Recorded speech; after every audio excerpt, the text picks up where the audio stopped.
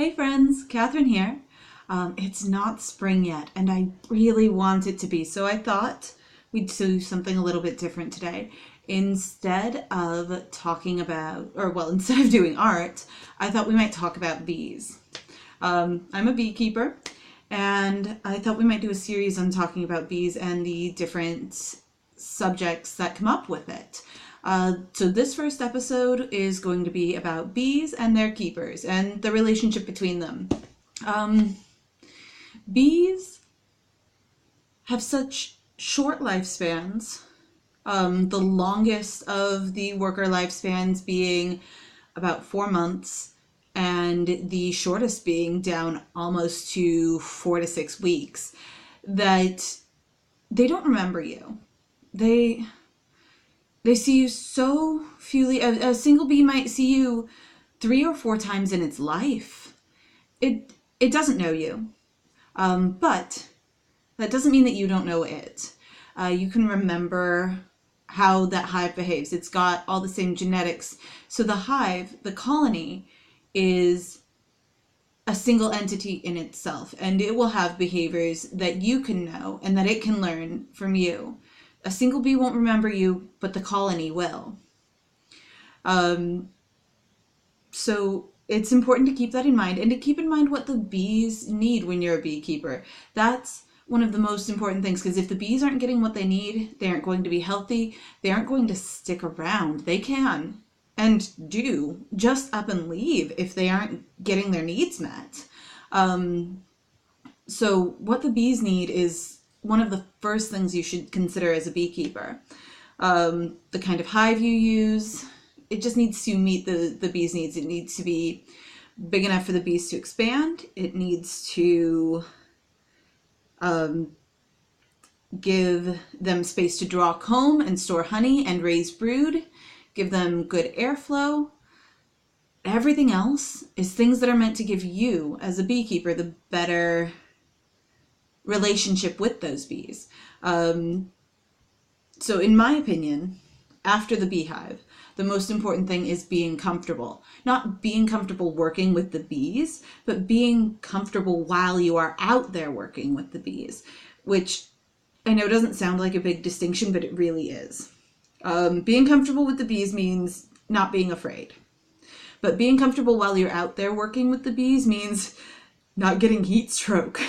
Being able to see, not being afraid of being stung, certainly, but not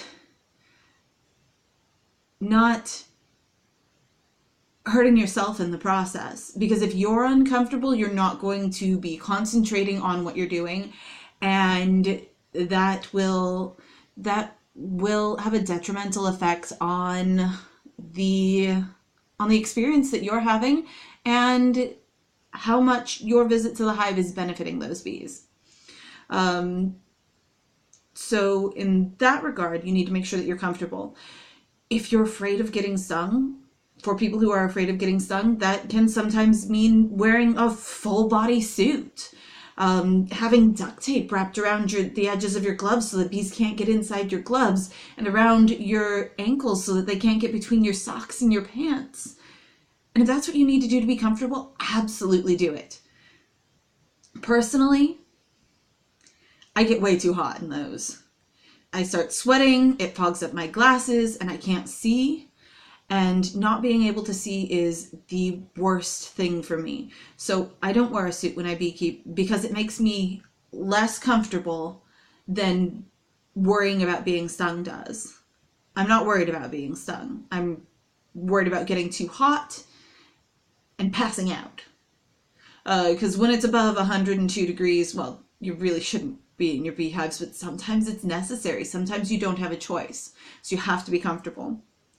It's also the same reason why 90% of the time I don't wear a veil, because it obscures my vision, and it means that I have a harder time handling the bees, and that interrupts my ability to work with them. It means I crush more bees.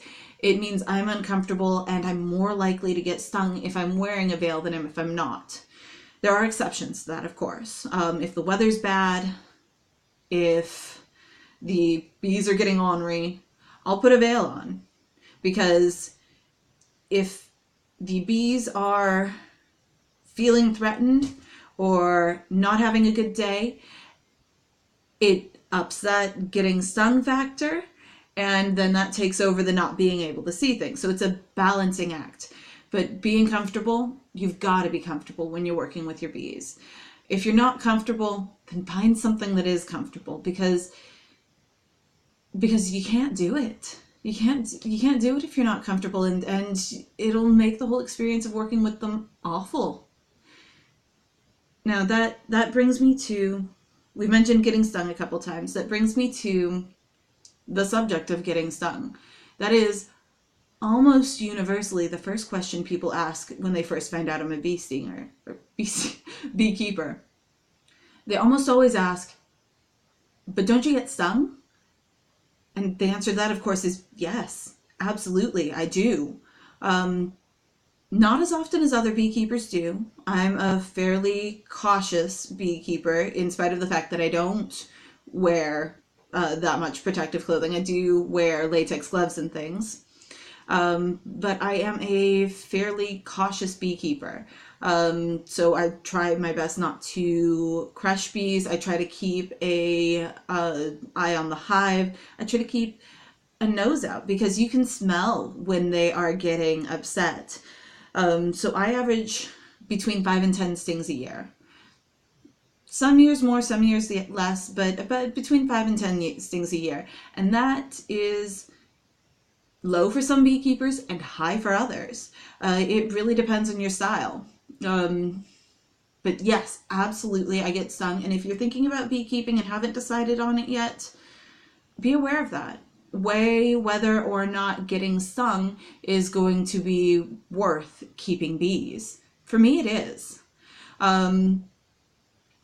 That reminds me, I didn't know if I was allergic to bees before I started beekeeping, which is not something I recommend. Find out if you're allergic first. I'm lucky I'm not, but that is not a good surprise. It's not a good surprise to get a box of bees, put them out in your hive, get everything set up, go and check on them once, everything's going good, check on them again and get stung and have an allergic reaction, not like a huge allergic reaction. That is one of the worst things. So make sure you know whether or not you're allergic before you start keeping bees. That doesn't mean that you can't keep bees. If you're allergic, you totally can still keep bees, but be aware of it, because there are things that you can do to prepare. You can have Benadryl on hand. You can, if you're really, really allergic, keep an EpiPen. Although if you're so allergic that you need an EpiPen, you might not want to keep bees, or at least have someone else on hand with you when you do. You should have a good working relationship with the bees. You should try to know what their moods are. Try to know what causes them to be upset or be happy, and take that into consideration when you're working with them. That brings me up to the subject that I think we want to have our next talk on. I'm thinking maybe once a week we can have these talks about bees, because I'm super excited for spring. Yes, the topic that I want to talk next about bees is weather and temperature and their effect on bees, because that is one of the largest deciding factors that I have noticed affect your relationship with bees and how you're working with them on a day-to-day basis. I hope you all enjoyed this video. If you did and want to see more, definitely let me know. But these are just thoughts on beekeeping and what you might want to consider if you want to start keeping bees, or if you're new to keeping bees, or even just refreshers, because sometimes we all need just reminders. Anyway, I will see you all another day, and remember to subscribe. Bye!